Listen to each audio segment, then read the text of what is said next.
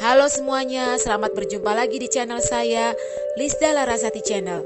Semoga video ini bermanfaat ya untuk kita semua. Jangan lupa klik subscribe, like, lonceng, dan ketik komentarnya. Halo anak-anak, kita kembali lagi belajar matematika ya. Kali ini kita belajar matematikanya tentang bilangan bulat, positif, dan negatif. Jadi penjumlahan bilangan bulat, positif, dan negatif. Jadi ada juga tentang pengurangannya. Kita lihat di papan ya. Jadi ini rumusnya, ini ibu bikin rumusnya pakai kata-kata sendiri. Jadi kalau misalkan ada gurunya anak-anak yang lain atau orang tua anak-anak atau misalkan guru lesnya anak-anak memberikan rumusnya yang lain, terserah, boleh-boleh saja. Nah, cuma biasanya dengan rumus yang seperti ini anak-anak menjadi lebih mudah untuk mengetahui cara-caranya. Sebetulnya pakai garis bilangan pun bisa, tapi kalau pakai garis bilangan kan hanya untuk angka-angka yang kecil. Tapi kalau untuk angka-angka yang besar lebih susah pakai garis bilangan, jadinya nanti garis bilangan bisa panjangnya panjang sekali. Jadi makanya ini pakailah kalau angkanya sudah besar-besar, pakailah perhitungan rumusnya. Nah, rumusnya terserah mau pakai rumus yang mana saja boleh, tapi ini ibu coba untuk rumus yang lebih mudah supaya anak-anak mengingatnya, mengetahui cara-caranya.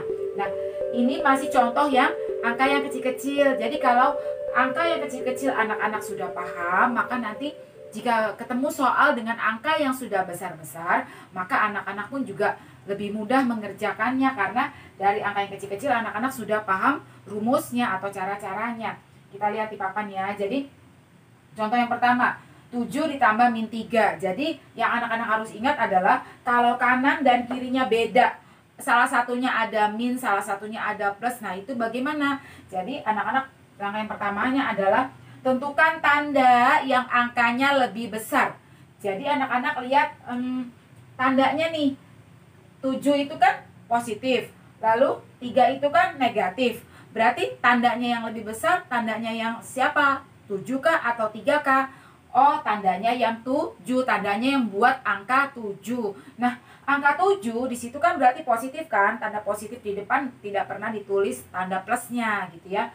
Jadi tandanya yang lebih besar adalah positif. Berarti nanti hasilnya pastinya positif begitu ya. Nah, lalu langkah yang keduanya apa? Angka besar dikurang kecil. Nah, pada saat kita menentukan angka besar dikurang kecil, jangan melihat tanda.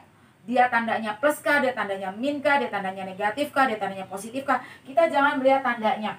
Jadi kita lihat angka yang besarnya adalah 7 kah atau 3 kah, tanpa melihat tanda plus minus negatif positifnya. 7 dengan 3 lebih besar 7. Berarti ini 7 dikurang 3 berarti 4. Begitu kan? Nah, ini kita gabungkan. Jadi jawabannya adalah plus 4 atau positif 4. Tapi tanda plus tidak pernah ditulis. Jadi jawabannya adalah 4. Nah, kita sekarang lihat yang contoh yang kedua. Min 4 tambah min 6. Kalau ada min lalu tambah lagi min, ini artinya utangnya dia nambah. Ya, utangnya nambah, anak-anak tinggal tambahkan saja, berarti kan utangnya nambah. Berarti min 10. Min itu bisa diibaratkan dengan utang. Lalu contoh yang ketiga. Nah, ini juga beda nih. Kanan dan kirinya beda. Salah satunya ada yang min, salah satunya ada yang plus.